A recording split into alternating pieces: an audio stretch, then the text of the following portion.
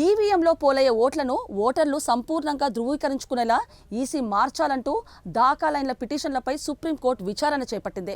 ఒకవేళ అలా కుదరకుంటే గతంలో అమలు చేసిన బ్యాలెట్ పత్రాల పద్ధతిని ఈసీ అమలు చేసేలా చూడాలని పిటిషన్లను కోరారు. పిటిషన్ల వినతిపై జస్టిస్ సంజీవ్ ఖన్నా, జస్టిస్ దీపాంకర్ దత్తాలతో కూడిన ధర్మాసనం గురువారం తీర్పు వెలువరించింది. అంతకు ముందు దీనిపై తీర్పును సుప్రీంకోర్టు ఈ నెల 18కి రిజర్వ్ చేసింది.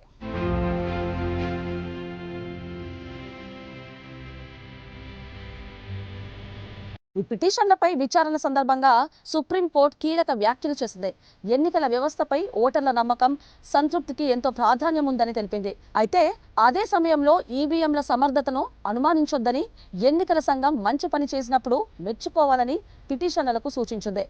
పిటిషన్లలో ఒకటైన అసోసియేషన్ ఫర్ డెమోక్రటిక్ రిఫార్మ్స్ ఎన్నికల సంఘం 2017లో వీవీప్యాట్ల యంత్రాలకు చేసిన మార్పులను ఉపసంహరించేలా ఆదేశించాలని కోరింది. వీవీప్యాట్ యంత్రాలలోని పారదర్శక గాజు ఫలకం స్థానంలో కాంతి నిరోధక గాజు ఫలకాన్ని ఏర్పాటు చేయడాన్ని తప్పుబట్టింది. దీనివల్ల ఓటరు కేవలం 7 సెకండ్ల పాటు వెలిగే లైటు వెలుతురులోనే వీవీప్యాట్ స్లిప్ను చూడగలరని పేర్కొంది. అందువల్ల ఎన్నికల సంఘం తిరిగి బ్యాలెట్ పత్రాలతో ఎన్నికలు నిర్వహించాలని డిమాండ్ చేసింది.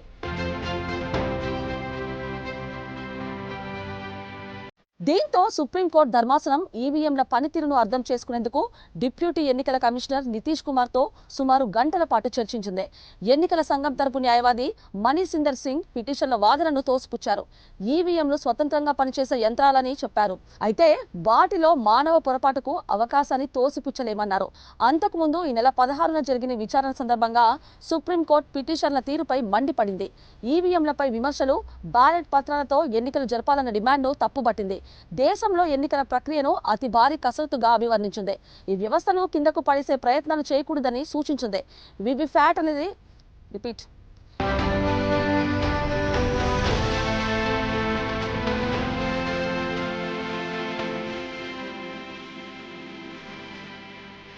వీవీప్యాట్ అనేది ఒక స్వతంత్ర ఓటు ధృవీకరణ వ్యవస్థ.